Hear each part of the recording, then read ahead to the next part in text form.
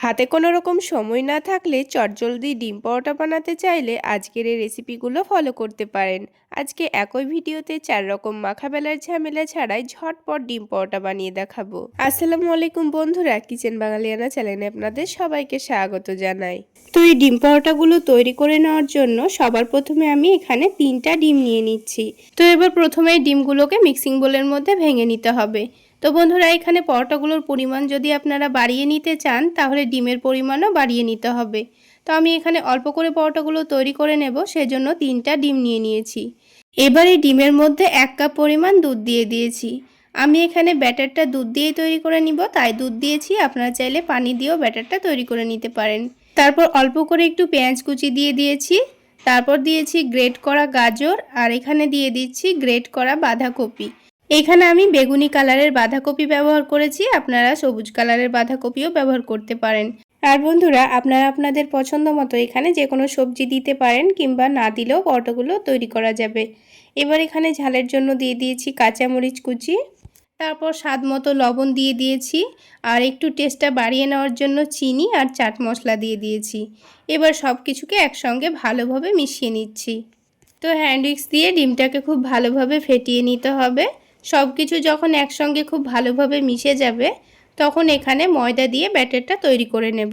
বন্ধুরা, আপনারা যদি পরোটাটা একটু হেলদিভাবে বানাতে চাচ্ছেন তাহলে এখানে ময়দাটা বাদ দিয়ে আটা দিয়ে ব্যাটারটা তৈরি করে নিতে পারেন।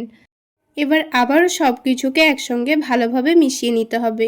লক্ষ্য রাখতে হবে ময়দার মধ্যে যেন একটুও দলাভাব না থাকে। খুব ভালোভাবে ময়দাটাকে দুধের সঙ্গে মিক্স করে নিতে হবে।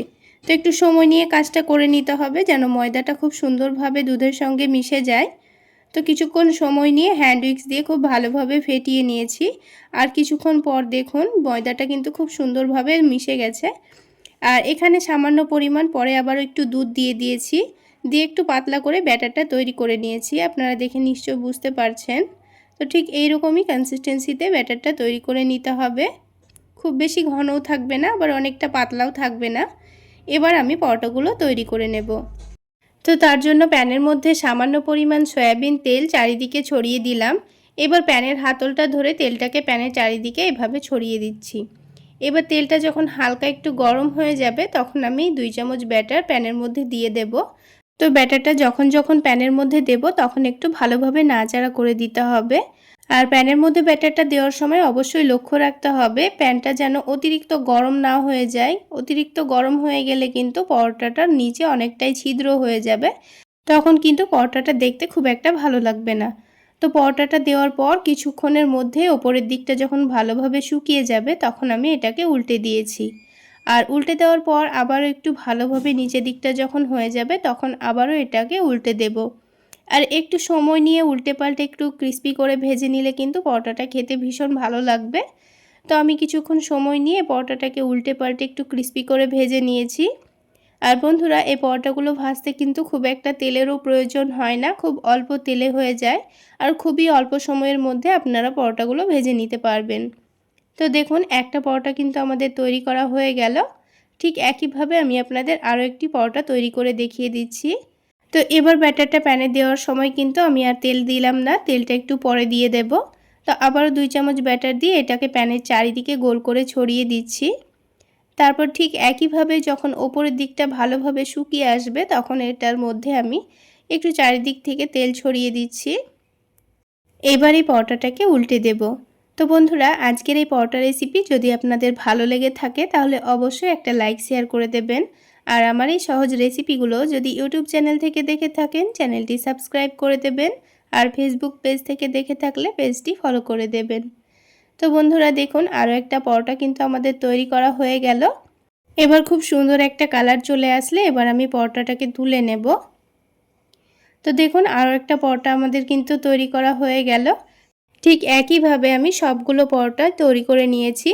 আর 1 কাপ ময়দাতে কিন্তু আমাদের বড় বড় 4টা পরোটা তৈরি করা হয়ে গেছে। তো দেখুন সবগুলো পরোটাই তৈরি করা হয়ে গেল।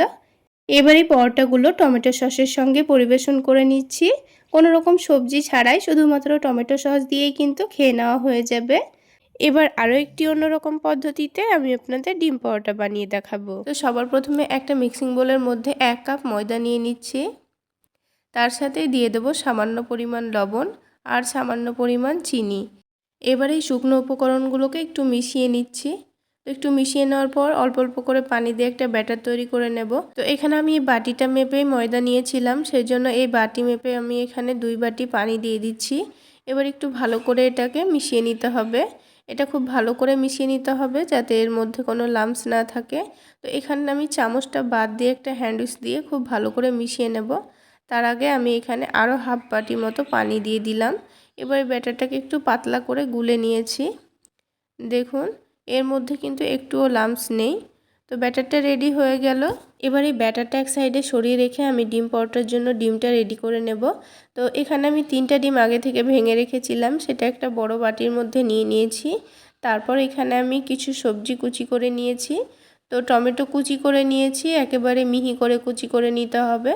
এবার ঝালের জন্য কাঁচামরিচ কুচি দিয়ে দিলাম আর দিয়ে দিচ্ছি পেঁয়াজ কুচি। ঝালের পরিমাণটা আপনারা কমিয়েও বা বাড়িয়েও নিতে পারেন। এবার স্বাদ অনুযায়ী লবণ দিয়ে দিচ্ছি আর দিয়ে দিচ্ছি সামান্য পরিমাণ হলুদের গুঁড়ো, সামান্য পরিমাণ ভাজা জিরা গুঁড়ো আর একেবারে অল্প পরিমাণে দিয়ে দিচ্ছি গরম মশলা গুঁড়ো। এবার সব কিছুকে একটু ভালো করে মিশিয়ে নিতে হবে যাতে মশলাটা সব ডিমের মধ্যে খুব সুন্দরভাবে মিশে যায়। তো কিছুক্ষণ সময় নিয়ে এটাকে আমি খুব সুন্দর করে মিশিয়ে নিয়েছি। তো ডিমের মিশ্রণটা এবার আমাদের রেডি হয়ে গেছে। এবার পরোটাগুলো তৈরি করে নিতে হবে। এবার এই পরোটাগুলো তৈরি করে নেব, সেই জন্য প্যানটা হালকা গরম করে নিয়েছি। তারপরে 2 চামচ ব্যাটার এই প্যানের মধ্যে দিয়ে দিলাম। এবার যখন ওপরের দিকটা ভালোভাবে শুকিয়ে আসবে তখনই এটাকে উল্টে দেব। তো দেখুন বন্ধুরা, ওপরের দিকটা কিন্তু খুব সুন্দরভাবে শুকিয়ে গেছে আর খুব সুন্দরভাবে কিন্তু পরোটাটা উঠে এসেছে। তো এই পরোটার 2 দিকেই আমি হালকা করে সেঁকে নিয়েছি। তো এবার এখানে আমি তেল দিয়ে পরোটাটা ভেজে নেব, সেই জন্য একটু করে সাদা তেল দিয়ে দিলাম। আপনারা চাইলে ঘি দিয়েও ভেজে নিতে পারেন। তো এটাকে আমি উল্টে পাল্টে একটু ভালো করে ভেজে নেব। তো পরোটাটা একটু লাল লাল করে ভেজে নিচ্ছি। তো বন্ধুরা, আমরা কম বেশি অনেকেই পরোটা বানাতে জানি। তো কিভাবে একেবারেই কম সময়ে সহজ পদ্ধতিতে বানানো যায় সেই টিপসগুলো আমি আপনাদের সঙ্গে শেয়ার করছি। আশা করছি আপনাদের ভালো লাগবে। তো এবার পরোটাটা আমি উঠিয়ে রেখে দিলাম। এবার এর মধ্যে সামান্য পরিমাণ আবার তেল দিয়ে দিয়েছি।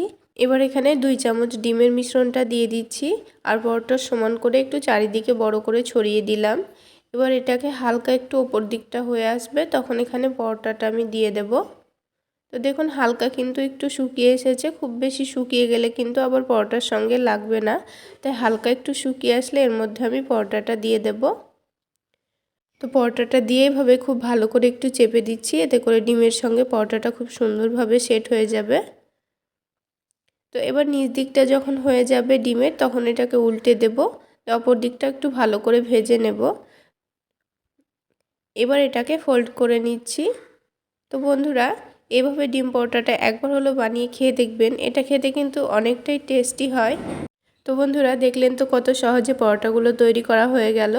এই পরোটাগুলোকে এবার কেটে সার্ভ করে নিচ্ছি। তো বন্ধুরা, হাতে একেবারেই কম সময় থাকলে আপনারা ঝটপট এভাবে পরোটাগুলো বানিয়ে নিতে পারেন।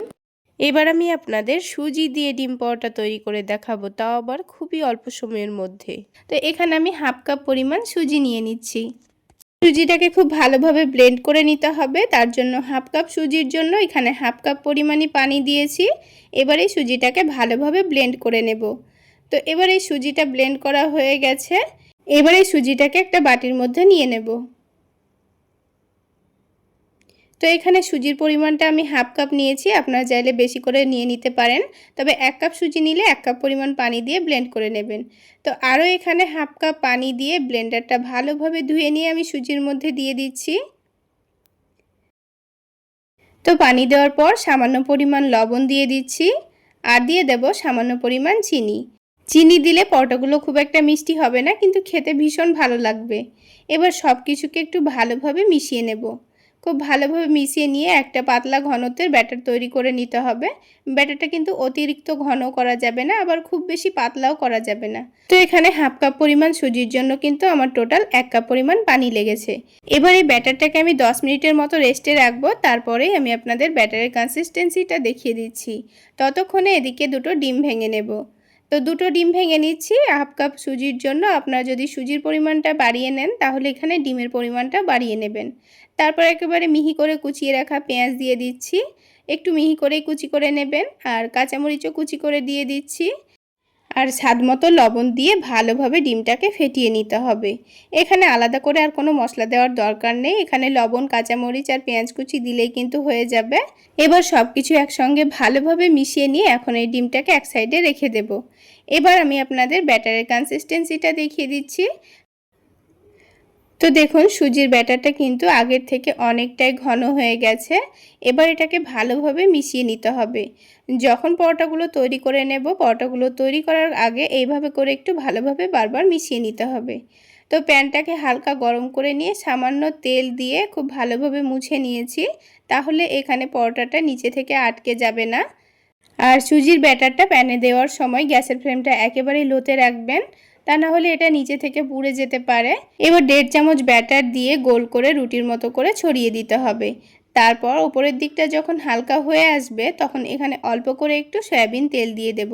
তেলটাকে রুটির ওপরে চারিদিকে একটু ভালোভাবে ছড়িয়ে দেব। তারপর এই রুটির নিচের দিকটা যখন খুব ভালোভাবে ভেজে নেওয়া হয়ে যাবে তখন ওপরে অল্প করে একটু ডিমের মিশ্রণ ছড়িয়ে দেব।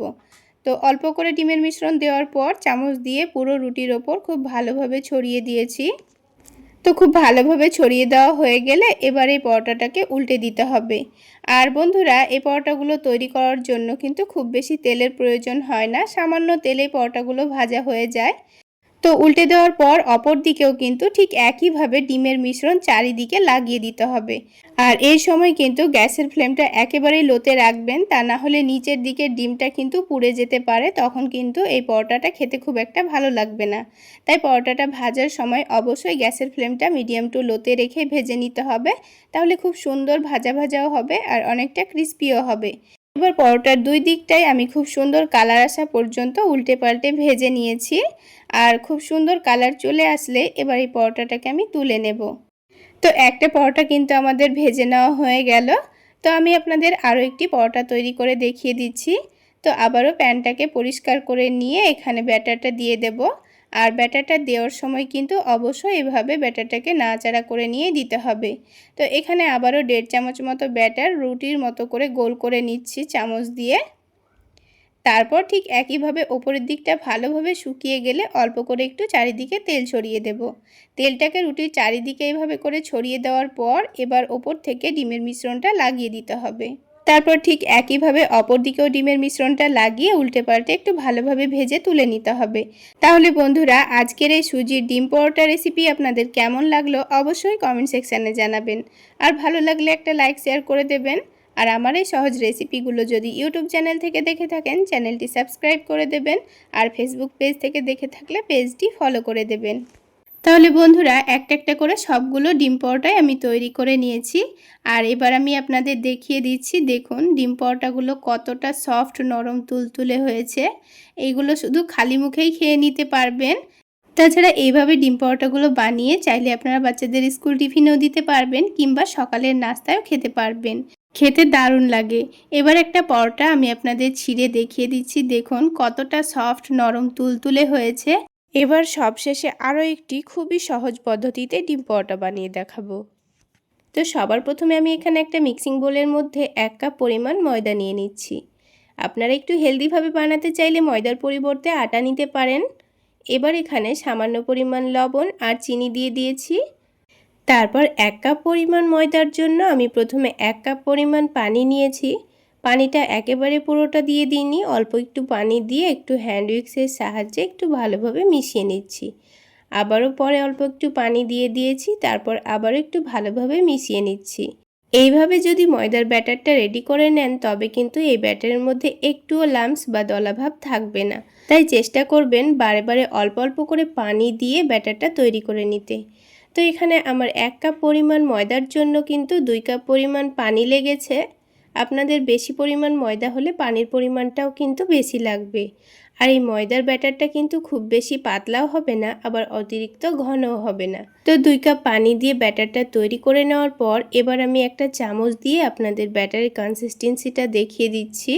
তাহলেই বুঝতে পারবেন ব্যাটারটা কিন্তু অতিরিক্ত ঘনও নেই, আবার অতিরিক্ত পাতলাও নেই। ঠিক এইভাবেই ব্যাটারটা তৈরি করে এখন এক সাইডে রেখে দেব। এবার আলাদা একটা বাটির মধ্যে 3টা ডিম ভেঙে নেব। যেহেতু আমি ডিম পরোটা তৈরি করে নিচ্ছি, তাই এখানে 1 কাপ পরিমাণ ময়দার জন্য 3টে ডিম নিয়ে নিয়েছি। যদি ময়দার পরিমাণটা বেশি থাকে তাহলে ডিমের পরিমাণটাও বাড়িয়ে নিতে হবে। তো ছোট একটা মিক্সিং বোলের মধ্যে আমি 3টা ডিম ভেঙে নিচ্ছি। এবার এই ডিমের মধ্যে হাতের কাছে থাকা কিছু সবজি অ্যাড করে দেব। যদি আপনাদের হাতের কাছে থাকে তবে দেবেন, তা না হলে দেওয়ার দরকার নেই। অল্প করে একটু পেঁয়াজ কুচি, কাঁচামরিচ কুচি দিলেই হবে। তো সবার প্রথমে আমি মিহি করে কেটে রাখা পেঁয়াজ কুচি দিয়ে দিচ্ছি। তারপরে একেবারে মিহি করে কেটে রাখা ক্যাপসিকাম কুচি দিয়ে দিচ্ছি।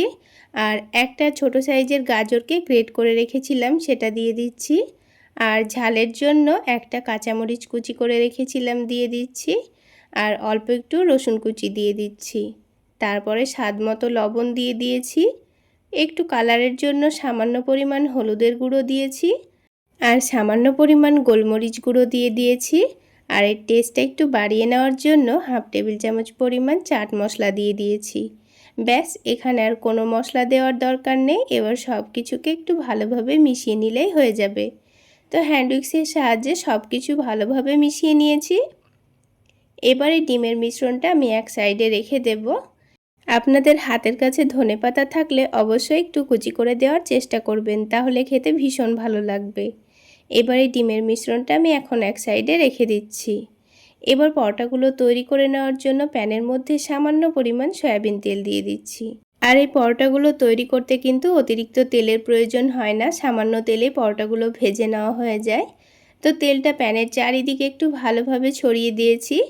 এবার প্যানটাকে হালকা গরম করে নিতে হবে। তারপর এখানে 2 চামচ ময়দার ব্যাটার দিয়ে দেব। এবার প্যানের হাতলটা ধরে একটু ভালোভাবে দুলিয়ে দিলেই দেখবেন পরোটার শেপে চলে আসছে। এবার দেখবেন 2 মিনিটের মধ্যেই কিন্তু পরোটার ওপরের দিকটা খুব সুন্দরভাবে শুকিয়ে আসবে আর চারিদিক থেকে ছেড়েও আসবে। এবার আমি পরোটাটাকে উল্টে দেব। তো বন্ধুরা, এখানে গ্যাসের ফ্লেমটা অবশ্যই মিডিয়ামে রেখে পরোটাগুলো ভেজে নেবেন, তা না হলে কিন্তু পরোটা নিচে থেকে পুড়ে যেতে পারে আর পরোটাটা কিন্তু খুব একটা ক্রিস্পি ভাবও হবে না। তো আবারও আমি উল্টে দিয়েছি। তো উল্টে পাল্টে একটু লালচে কালার আসা পর্যন্ত পরোটাটাকে ভেজে নেব।